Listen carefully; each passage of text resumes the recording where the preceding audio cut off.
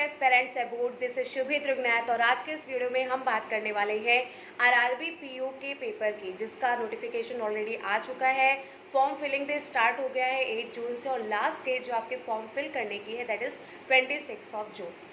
तो फॉर्म आने से पहले से ही आप लोग सोच रहे होंगे कि कैसे प्रिपरेशन करनी है। जो लोग लास्ट ईयर मिस किए कुछ मार्क्स इंक्लूडिंग में, वो सोच रहे होंगे कि हमारी नई स्ट्रैटेजी क्या होनी चाहिए। और जो अभी इस साल पेपर देना स्टार्ट कर रहे हैं खासकर, वो तो बहुत परेशान होंगे कि हम किस तरीके से प्रिपरेशन करें, क्योंकि उनकी लड़ाई उनसे भी है जो पिछली बार कुछ मार्क्स से चुके थे, वो भी इस बार एग्ज़ाम में बैठेंगे। तो सबकी अपनी अपनी स्ट्रैटेजी होती है, सबका अपना ओपिनियन होता है स्ट्रैटेजी के बारे में कि उन्हें कैसे पढ़ाई करनी है।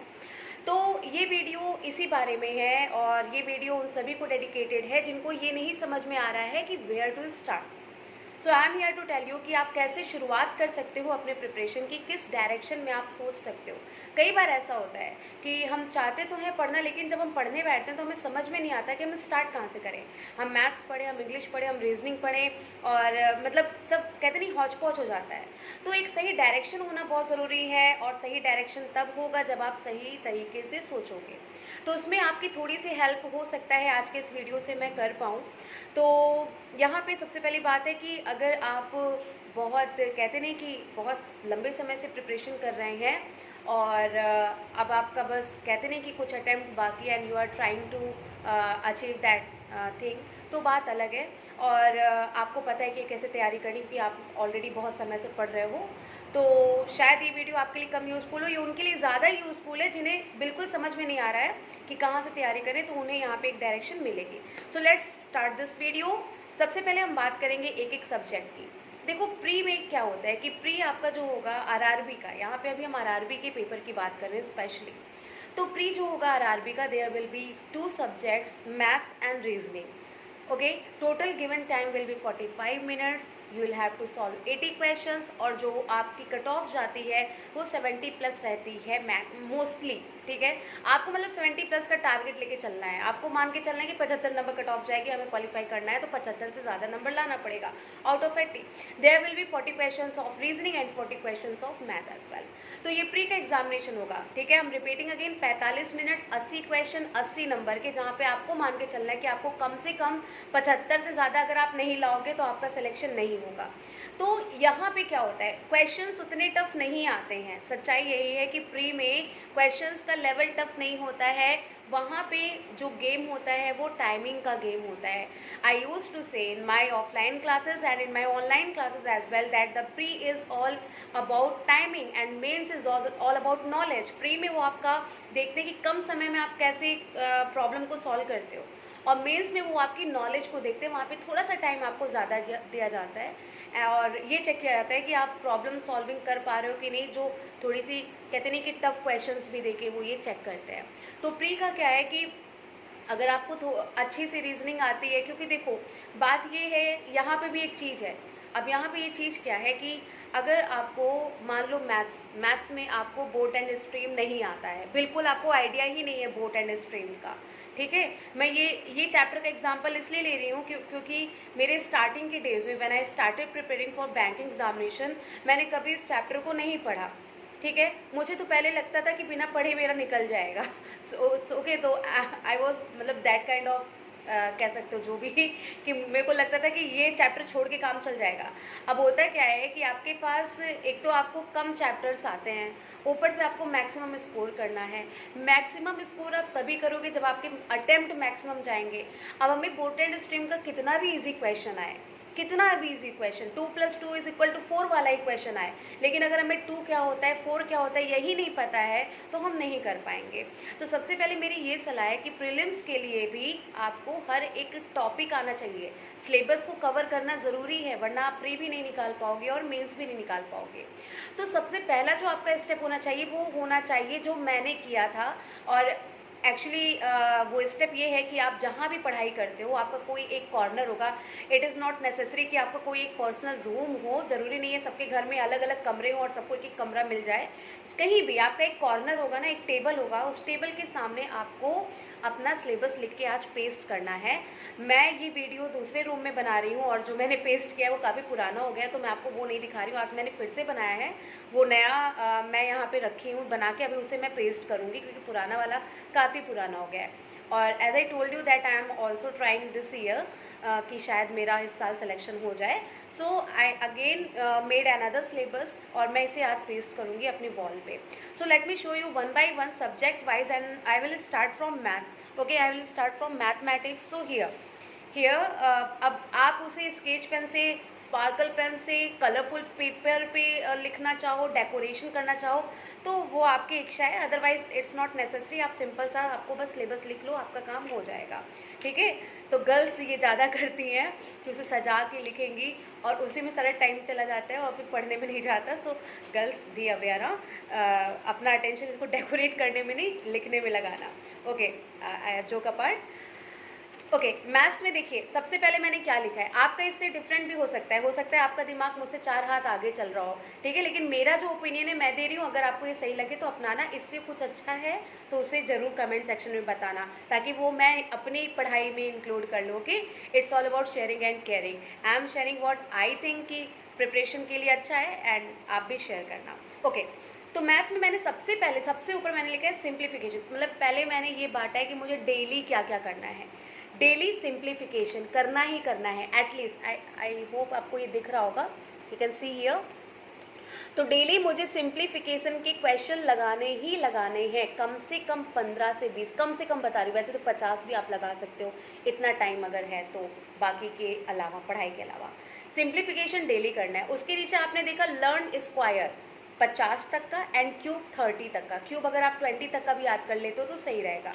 डेली डेटा इंटरप्रिटेशन, डेली आपको डीआई लगानी है, bar graph, line graph, pie chart, हर तरह की डीआई आपको आनी चाहिए and I will recommend a book for that. ठीक है, it's not sponsored video. Okay, बस मैं पहले भी आपको एक वीडियो में बता चुकी हूँ कि डीआई के लिए आप कोई बुक ले लो, जैसे बीएससी पब्लिकेशन की ले लो, ठीक है, डेटा इंटरप्रिटेशन हर तरह की, हर लेवल की डीआई है।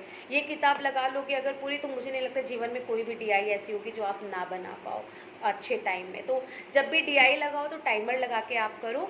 बीएससी पब्लिकेशन की ले लो, किरण की ले लो, अड्डा की ले लो, कोई भी ले लो, डीआई की एक स्पेशली बुक ले लो आप और उसमें से टारगेट बना के डेली आप डीआई लगाओ।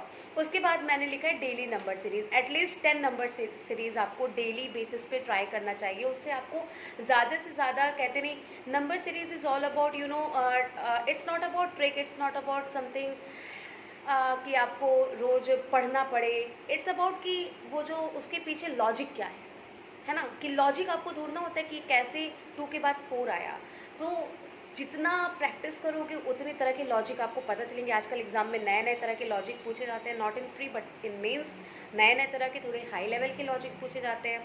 तो ये 4 चीज़ें तो मुझे लगता है कि आपको डेली की पढ़ाई के अलावा करना ही चाहिए, that is simplification, learn square and cube, daily DI and daily number series. This is for maths. And अब ये बहुत ज़रूरी है, आपको ये पता होना चाहिए कि मैथ को कवर करने के लिए आपको पढ़ना क्या क्या है। तो मेरी एनालिसिस जो कहती है, इतने सालों से मैं एग्ज़ाम दे रही हूँ, तो मेरी एनालिसिस कहती है कि चैप्टर में हमें ये चैप्टर जो हम छोड़ ही नहीं सकते, किसी भी कीमत पे नहीं छोड़ सकते, अगर ये छोड़ दिया तो पेपर नहीं निकलेगा।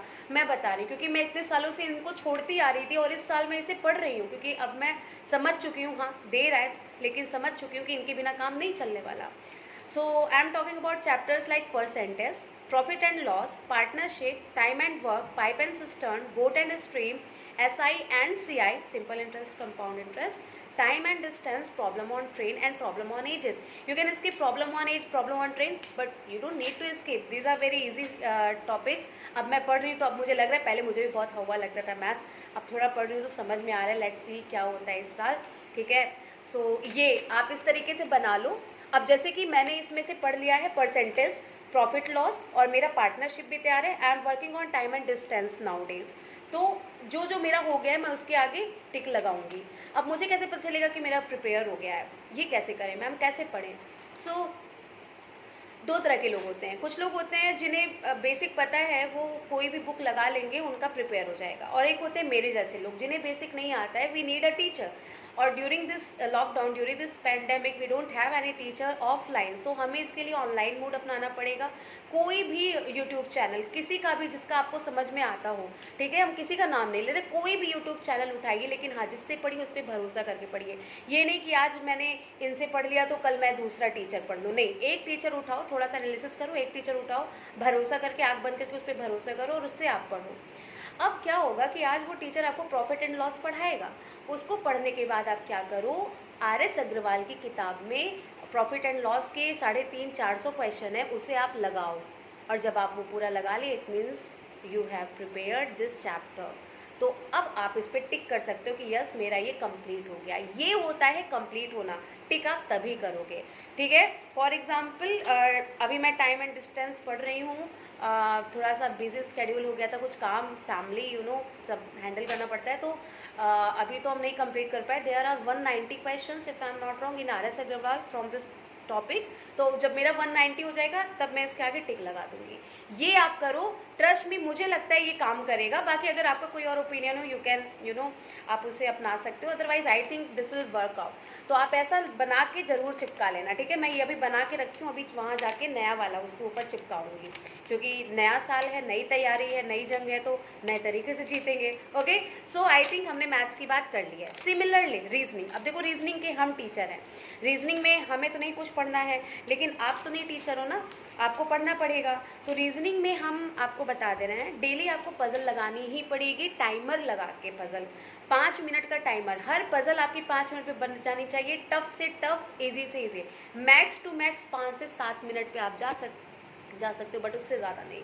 अगर आप कोई पजल बनाने में 10 मिनट ले रहे हो तो बेकार है, फिर इससे बढ़िया पजल छोड़ दो। और पजल छोड़ के आप कभी पेपर निकाल नहीं पाओगे, चाहे वो प्री हो चाहे वो मेंस हो।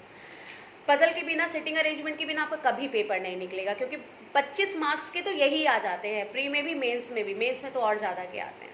तो डेली बेसिस पे आपको पजल करना है, सिटिंग अरेंजमेंट करना है, आई होप ये आपको दिख रहा है। उसके बाद chapter, direction distance, blood relation, alphabets, syllogism, inequality, order and ranking, data sufficiency, ये ऐसे चैप्टर है जिनके बिना प्रीलिम्स आपका कभी क्वालिफाई नहीं होगा। Being a reasoning teacher I am telling you, okay, ये आप नोट डाउन कर लो। अगर आपको प्री निकालना है तो आपको ये चैप्टर से गो थ्रू होना ही पड़ेगा, जिसमें सबसे इम्पॉर्टेंट रोल प्ले करता है पजल और सिटिंग अरेंजमेंट। ये तो आपको डेली प्रैक्टिस करनी ही है, जितनी मैक्सिमम आप प्रैक्टिस कर सकते हो उतना करो, उतनी तरह की, हर तरह की पजल लगाओ, चाहे वो बॉक्स पजल हो, चाहे वो मंथ पजल हो, चाहे वो डे वाली पजल हो, चाहे वो फ्लोर वाली पजल हो। Try each and every type of puzzle, क्योंकि कोई भी तरह की पजल आपके प्री या मेंस में पूछी जा सकती है। आगे हाँ, कोडिंग एंड डिकोडिंग, ये नीचे रह गया। कोडिंग एंड डिकोडिंग भी प्री में बहुत इंपॉर्टेंट रोल प्ले करता है। अब मशीन इनपुट और लॉजिकल रीजनिंग को अगर इसमें जोड़ दिया जाए तो ये आपका पूरा मेंस का भी सिलेबस बन जाएगा। लॉजिकल रीजनिंग नहीं पूछी जाती है प्री में, ठीक है। मशीन इनपुट पीओ के प्री में पूछी जा सकती है। पहले ऐसा होता था कि machine input was topic for mains examination, फिर ट्रेंड थोड़ा चेंज हुआ एक एग्जाम से और मशीन इनपुट प्री में पूछ लिया गया, सिलॉक को स्किप कर दिया गया कुछ शिफ्ट में, हर शिफ्ट में नहीं। तब से मशीन इनपुट को भी प्री के सिलेबस में रखा जाने लगा। कम चांस है, बहुत कम चांस है कि आरआरबी के प्री में मशीन इनपुट आएगा, लेकिन फिर भी आपको मशीन इनपुट का बेसिक तो पता होना चाहिए। जैसा कि मैंने आपसे कहा, आपको बेसिक सबका पता होना चाहिए। जितने चैप्टर मैंने लिखे ये सब आपको पता होने चाहिए किसमें क्या होता है, ताकि अगर उसका ईजी क्वेश्चन है तो एटलीस्ट आप कर लो। तो मेरे हिसाब से ये आपका कहते नहीं, लिस्ट जो होनी चाहिए आपकी रीजनिंग की होनी चाहिए कि आपको ये करना ही करना है कैसे भी। इसको भी मैं पेस्ट करूँगी। ये मैं वैसे ये तो मुझे नहीं पेस्ट करना आप, क्योंकि ये तो आई मीन रीजनिंग का तो मेरा अलग है फंडा, आप लोग ज़रूर इसे पेस्ट कर लेना जिनकी रीजनिंग वीक है। और इसके लिए भी अगेन आपको कोई एक टीचर पकड़ना पड़ेगा। आप किसी का भी वीडियो देखो, आप कोई भी टीचर लो, ठीक है, चाहे मेरा देख लेना चाहे किसका भी, जिस पे लेकिन भरोसा कर लेना, तो उसी से पढ़ना शुरू से अंत तक। उनका पढ़ने के बाद आप प्रीवियस ईयर किरण पब्लिकेशन की लगा सकते हैं या कोई भी रीजनिंग की बुक लगा सकते हैं प्रैक्टिस के लिए। वैसे अगर आप ऑनलाइन आपके पास मॉक टेस्ट अवेलेबल है, टॉपिक वाइज आपको टेस्ट मिलेगा, वो ज़्यादा बेनिफिशियल होगा रीजनिंग के लिए। अब हम आते हैं इंग्लिश पे। इंग्लिश के लिए भी डेली आपका जो कहते नहीं टू डू लिस्ट होनी चाहिए, वो ये होनी चाहिए। अब जैसे कि इंग्लिश में डेली एक आरसी, तो आपको एक आरसी मैंने लिखी, लेकिन 2 आरसी तो आपको सॉल्व करनी चाहिए। इससे क्या होगा, आपका रीडिंग कैपेसिटी बढ़ेगी, आप जल्दी पढ़ोगे। तो अभी क्या होता है कि हिंदी मीडियम के जो स्टूडेंट्स हैं, स्पेशली इंक्लूडिंग मी, मैं शिशु मंदिर की पढ़ी हुई हूँ, हिंदी मीडियम हमेशा पढ़ी हूँ। तो पहले क्या होता था, स्टार्टिंग डेज में मुझे बहुत प्रॉब्लम होती थी समझने में, मतलब थोड़ा टाइम लगता था। लेकिन जैसे जैसे मैं पढ़ने लगी तो अब तो मतलब मेरे लिए हैबिचुअल हो गया है। जितना आप पढ़ोगे ना उतना आपके समझने की कैपेसिटी बढ़ेगी। और पैसेज पैसेज क्या है कि आपको जल्दी जल्दी वर्ड्स ढूंढने पड़ते हैं, जल्दी से क्वेश्चन को समझ के समझना होता है कि किस पैरा में हो सकता है। जितना प्रैक्टिस करोगे इसमें आप उतने अच्छे बनोगे। डेली वोकैबलरी आपको करनी। वोकैबलरी कहाँ से करोगे, आप डेली द हिंदू पढ़ो। द हिंदू के जो अगर आप द हिंदू के वोकैबलरी को, ठीक है, द हिंदू के वोकैबलरी को छाट के लिखोगे, लिखो, केवल पढ़ो मत। जो भी आपको टफ वर्ड्स लगते हैं वो छाट के लिखो। ये मत सोचिएगा कि मैं आपको कुछ भी ऐसा बता रही हूँ जो मैं नहीं करती हूँ, ठीक है। मैं आपको वही सारी चीज़ें बता रही हूँ जो मैं करती हूँ, ठीक है। जैसे कि अब मेरी नोट्स ये सामने पड़ी है, ठीक है। अभी एग्जाम्पल के लिए मैं आपको दिखा दूँ, ये मेरी नोट्स है और ये आप देख रहे हो वोकैबलरी पूरी लिखी पड़ी है। मैं एक दिन पढ़ रही थी तो जो जो मुझे नहीं आया वो वर्ड्स मैंने लिख लिए। तो ये वर्ड्स क्या है कि टफ है, मुझे नहीं आते, 2-3 बार पढ़ लूँगी तो आ जाएंगे। तो जो हम करते वही आपको बता रहे हैं।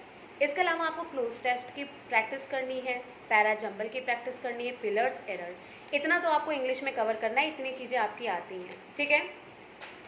तो इंग्लिश में भी प्रैक्टिस ज़्यादा मायने रखती है। और एरर वगैरह आप पढ़ोगे, वर्ब पढ़ोगे, टेंस पढ़ोगे, तभी एरर की क्वेश्चन कर पाओगे, तभी फिलर्स कर पाओगे। वोकैबलरी पढ़ोगे तो फिलर्स कर पाओगे आप, और प्रैक्टिस करोगे तो आप पैसेज कर पाओगे। तो इंग्लिश के लिए तो चलो ये हो गया। जीए और करंट अफेयर की अगर मैं बात करूँ तो कुछ एग्ज़ाम ऐसे होते हैं जिसमें बैंकिंग अवेयरनेस कम पूछा जाता है। एक्चुअली इट्स नॉट कुछ एग्ज़ाम, इट्स अबाउट कि कभी कभी, क्योंकि लास्ट ईयर का जो आरआरबी था, 2019 का जो आरआरबी पीओ था, उसमें करंट अफेयर ज़्यादा पूछा था। लेकिन 2020 के आरआरबी में करंट अफेयर कम पूछ के बैंकिंग अवेयरनेस, मतलब बैंकिंग रिलेटेड न्यूज़ और स्टैटिक जीके ज़्यादा पूछ लिया था। तो ये डिपेंड करता है कि वो क्या करें। लेकिन अगर बैंकिंग अवेयरनेस आपको कवर करना है तो उसमें RBI, monetary policy, budget, most important thing, budget आपको ज़रूर कवर करना है, चेक और फाइनेंस, ठीक है। इतना तो आपको पढ़ के जाना है। स्टैटिक जीके में इंपॉर्टेंट डेज जरूर याद कर लीजिए। अब इसके लिए वेट मत करिए कि मेंस का एग्जाम आएगा तब आप इंपॉर्टेंट डे याद करना शुरू करोगे। अभी से ही इंपॉर्टेंट डेज, साल भर के 12 महीने के इंपॉर्टेंट डेज याद कर लीजिए। 1 नंबर का क्वेश्चन जरूर बनेगा। कंट्री कैपिटल, करेंसी से क्वेश्चन जरूर बनता है। ऑबिचुरी मैं श्योर नहीं हूँ, लेकिन इसके लिए मैं श्योर हूँ। करेंट अफेयर में आप बुक्स एंड ऑथर जरूर याद कर लीजिए, जरूर क्वेश्चन आएगा। और स्पोर्ट की न्यूज़ आप जरूर याद कर लीजिए। और स्कीम, जितने भी गवर्नमेंट की स्कीम आई है, बैंक में जो चेंजमेंट हुए हैं वो याद करिए, और अवार्ड्स याद करिए, और बाकी करंट अफेयर याद करिए। ये मैं मोस्ट इंपॉर्टेंट बता रही हूँ, बाकी तो आपको करंट अफेयर की डेली नोट्स बनानी चाहिए। एक और चीज़, अब जैसे कि जून चल रहा है, जून, जुलाई, अगस्त में मान लीजिए आपका प्री होगा, फिर सितंबर, अक्टूबर, आगे जाके सितंबर वगैरह में आपका मेंस हो सकता है। तो कोई भी एग्ज़ाम जो इस साल होने वाले हैं उसमें ये मंथ जरूर, कहते नहीं कि ये मंथ के करंट अफेयर जरूर उसमें आएंगे। तो अभी आप क्या स्टार्ट करो, जैसे कि आज आपका दिन बीत गया, 10 जून बीत गया, अब कल से आप शुरू करो। 11 जून की करंट अफेयर सुबह उठ के देख लेना या पढ़ लेना, ठीक है। और फिर 12, अब इसके लिए न्यूज़ मत देखना, क्योंकि न्यूज़ में दिखाएंगे कि बाढ़ आया, पेड़ गिरा, ये हुआ, वो वाली न्यूज़ आपको, टीवी अगर आप देखने बैठेंगे तो आप उसी में फंसे रह जाएंगे। टीवी मत देखिए, आप करंट अफेयर किसी का भी देख लीजिए, करंट अफेयर उठा के, ठीक है, शो देखिए डेली। और 11, 12, 13 ऐसे स्टार्ट कीजिए। और संडे को बैठ के आप पिछला कवर करना शुरू करिए। आप कम से कम 9 महीने का करंट अफेयर अब लेके चलिए, 6 से 9 महीने का करंट अफेयर लेके चलिए, और बजट को जरूर इंक्लूड कर लीजिएगा। तो यही बात है कि करंट अफेयर में इतनी अनसर्टेनिटी रहती है, इसीलिए आपसे कहा जाता है कि मैथ्स और रीजनिंग जैसे सब्जेक्ट में ज़्यादा स्कोर करने की कोशिश करिए।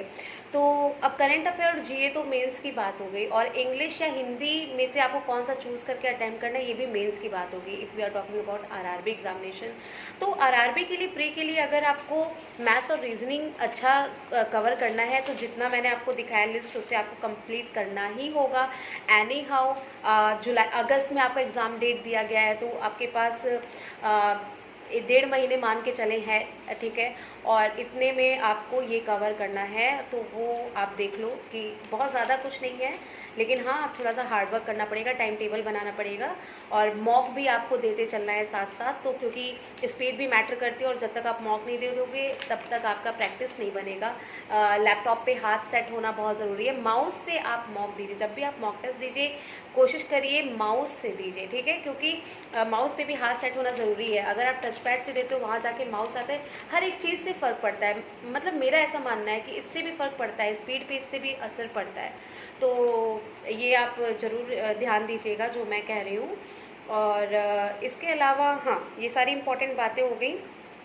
मेंस की अब हम बात करेंगे।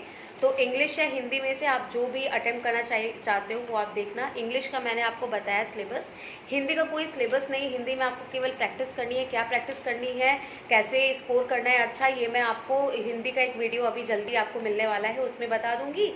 और इंग्लिश का मैंने आपको बता दिया है, ठीक है। बाकी जीए और करंट की भी बात हो गई है मेंस के लिए। तो अच्छे से प्रिपरेशन करिए। बाकी आपकी खुद की भी स्ट्रैटेजी होनी चाहिए, कुछ आपको लगे कि बहुत इंपॉर्टेंट हो सकता है तो आप कमेंट सेक्शन में बताओ, वो अच्छा रहेगा। उससे मेरी हेल्प हो सकती है और बाकी जो स्टूडेंट्स हैं, व्यूअर्स हैं, उनकी हेल्प हो सकती है। सो जस्ट स्टडी करते चलिए और डेली कंटिन्यूअस होना बहुत ज़रूरी है। Consistency is very important to crack any thing in your life, not only examination. अगर आप कंसिस्टेंस हो, ये नहीं कि आज आप पढ़े कल आप नहीं पढ़े, 4 दिन बाद पढ़े, तब कुछ नहीं होने वाला है। डेली पढ़ो, थोड़ा ही पढ़ो, डेली पढ़ो। ये कुछ चीज़ें हैं जो आपको ऑलरेडी पता है बट मैं बता रही हूँ इन केस अगर आपके दिमाग में ना हो तो। सो जस्ट वर्क हार्ड करिए और ज़रूर आपका पेपर इस बार क्वालिफाई होगा। निराश मत होइए, कई साल से मैं फ़ेल हो रही हूँ, ठीक है। मैं हालांकि रीज़न ये था कि I was in job, I was working, so मेरे पास टाइम नहीं रहा कभी इतना फ्री होके प्रिपेयर करने का। बट अब मैं उसके मुकाबले, उसके कंपैरिजन में तो अब फ्री हूँ। सो लेट मी ट्राई अगेन। तो अगर हार मानने वाली बात है तो मुझे तो कब का हार मान लेनी चाहिए थी। कितनी बार 0.25 0.51 मार्क रुकता गया है, बट मेरी एज है तो मैं हार नहीं मानूंगी, पेपर देती रहूँगी, क्या दिक्कत है। कभी ना कभी हो सकता है सफलता मिल जाए। तो ऐसे ही आप भी सोचिए, कठिन कुछ नहीं है, बस अपने ऊपर भरोसा रखिए, मेहनत करिए। और आप देखिए, आप 1-2 दिन पढ़ाई करेंगे ना तो जो आपका भरोसा अगर अपने ऊपर नहीं भी है तो वो आने लगता है, कॉन्फिडेंस बूस्ट अप होता है जब आप कुछ अच्छा करते हो। तो मेरी तरफ से ऑल द बेस्ट। और कोई क्वेरी हो आप कमेंट सेक्शन में पूछो या फिर आप हमें मेल कर सकते हो aspirant.abort1911 पे, ओके, हाँ, aspirant.abort1911@gmail.com, ये हमारी मेल आईडी। आप इस पर भी अपनी क्वेरी पूछ सकते हो, एज वेल आप कमेंट सेक्शन में भी बता सकते हो। अगर आपको ये वीडियो पसंद आई हो then please hit the like button, share this video and comment also. Thank you so much.